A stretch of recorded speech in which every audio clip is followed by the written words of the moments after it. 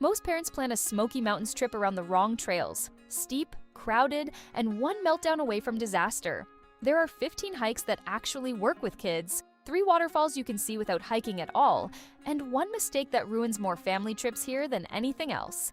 Let's start with the easiest win in the whole park. Very easy trails. One trail you won't find here, Laurel Falls. It's currently closed for a major rehabilitation project, so check the NPS website for reopening updates before your trip. For now, here are 15 alternatives. 1. Sugarlands Valley Nature Trail.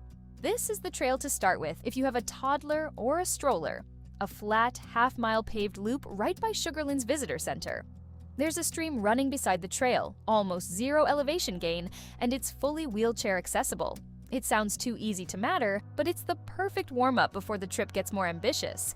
And trail number 3 on this list gets you an actual waterfall for almost the same effort. 2. Gatlinburg Trail. Nearly 4 miles round trip, but completely flat, riverside, and dog-friendly. Plus, you can turn around literally any time without feeling like you failed.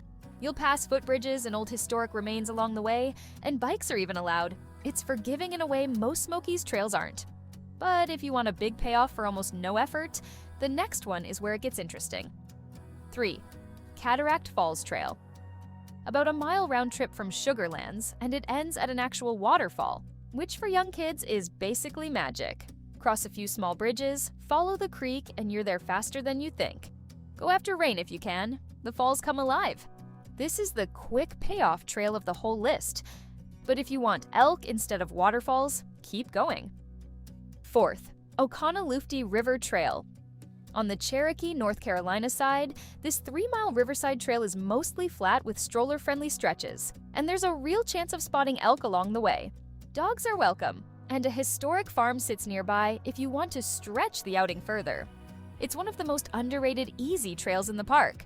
Now here's where the list starts asking a little more of your legs. Easy trails. 5. Little River Trail, Elkmont. A gentle, flexible distance trail along the river, dotted with old home sites and even a troll bridge that kids love. Wildflowers line the path in season, and you can turn around whenever your youngest hiker taps out. It's one of the best all-around easy hikes for younger kids in the entire park. No pressure, no deadline, just river and forest. 6. Cades Cove Nature Trail. Short, shaded, and low effort, this trail pairs perfectly with the Cades Cove Scenic Loop Drive.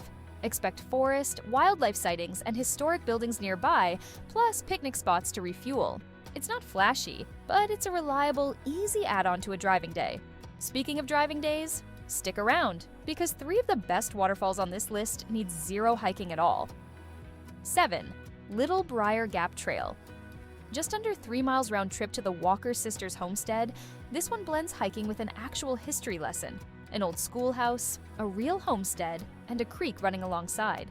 Starting from Metcalf Bottoms, it's easy to moderate and works well for kids who are ready for a bit more distance. Next up, the difficulty creeps up, but so does the payoff. Easy to moderate trails. 8. Deep Creek Waterfall Loop. This 2.4-mile loop delivers 3 waterfalls, Tom Branch, Indian Creek, and Junie Wank, for a relatively short amount of walking, which makes it one of the best effort to reward ratios in the park. There's tubing nearby too if your kids need to cool off after. It's easy to moderate, but the payoff is huge. And if your kids like ruins more than waterfalls, Trail 9 is calling. 9. Kephart Prong Trail. 4 miles round trip to actual CCC camp ruins hiding in the forest, footbridges, a creek, and scattered foundations and artifacts left behind from the camp. It's quieter than most trails on this list, better suited to older kids, and you can always turn around early if legs give out. Up next, a spring favorite most tourists completely skip. 10. Porter's Creek Trail. 4 miles round trip past bridges, old historic structures, and Fern Branch Falls at the end. Plus, some of the best wildflower displays in the park come spring. It's easy to moderate and quieter than some of the park's headline trails. But if your kids want an actual adventure, the next section is where things get steep. Moderate trails. Better for older kids. 11. Spruce Flats Falls. Only about 2 miles round trip near Tremont, but don't let the short distance fool you. Roots, rocky terrain, and a steep final push make this one for your more adventurous kids. The reward is a waterfall with far fewer crowds than the popular spots. It's short, it's steep, and it's worth it. But the next trail might be the single most memorable one on this entire list. 12. Grotto Falls Trillium Gap.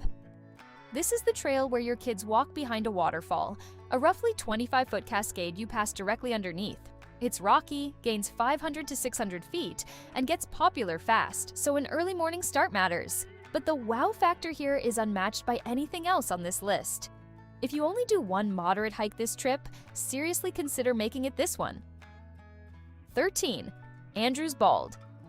A 3.6-mile round trip that trades waterfalls for wide-open mountain views. A grassy bald with wildflowers, cooler high-elevation air, and one of the strongest scenic payoffs in the park.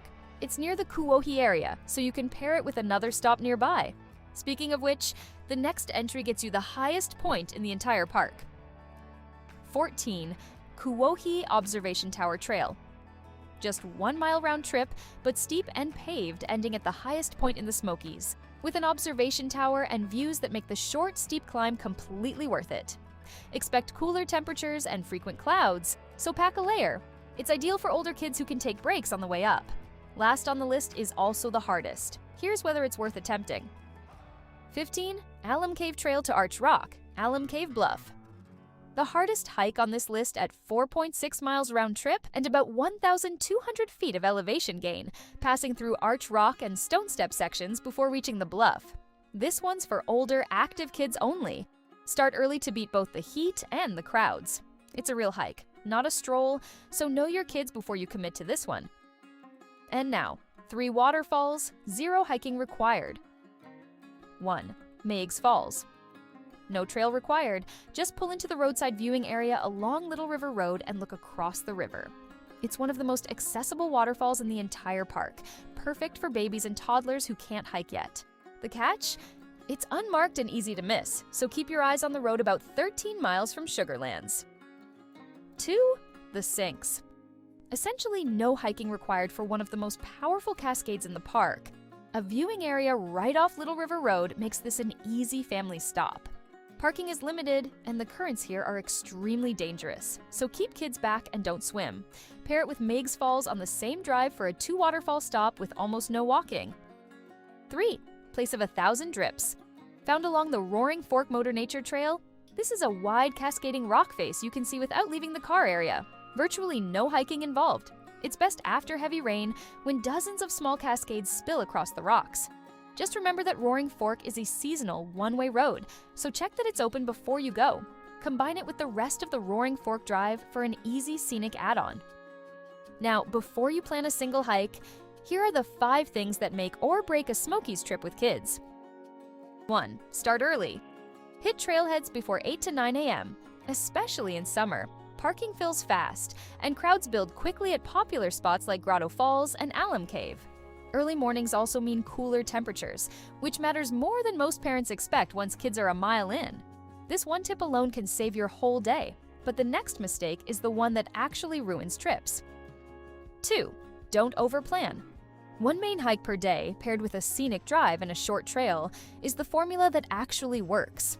Trails like Little River and Gatlinburg Trail are perfect because you can turn around anytime. Build in snack breaks and creek time and match the pace to your slowest hiker. Overpacking the itinerary is the single most common reason family trips here go sideways. 3. Pack for Smokies weather. Water, snacks, rain jackets, and layers are non-negotiable. Weather here shifts fast, especially at elevation. Add sunscreen, bug and tick repellent, and sturdy shoes. And consider a child carrier over a stroller for most trails since terrain gets uneven quickly. Getting this wrong doesn't just mean discomfort. It can cut a hike short before you reach the payoff. 4. Waterfall plus bear safety. No climbing on waterfalls. The rocks are slipperier than they look, and currents are stronger than they appear. Keep kids away from edges, and if you see a bear, stay at least 50 yards back with food secured. If you see one from the road, stay in your vehicle and keep moving rather than creating a bear jam. 5. Build in non-hiking wins. the Cades Cove Drive, the Oconaluftee Mountain Farm Museum, the Junior Ranger Program, picnics, and scenic overlooks all count as wins that don't require a single step on a trail. Alternating a hard hiking day with an easy non-hiking day keeps everyone, especially the youngest hikers, actually enjoying the trip instead of just enduring it. 15 trails, 3 waterfalls, and 5 rules. That's everything you need to actually enjoy the Smokies with kids instead of just surviving it. If you're staying nearby, check out my Gatlinburg video next. It'll help you plan the rest of your trip.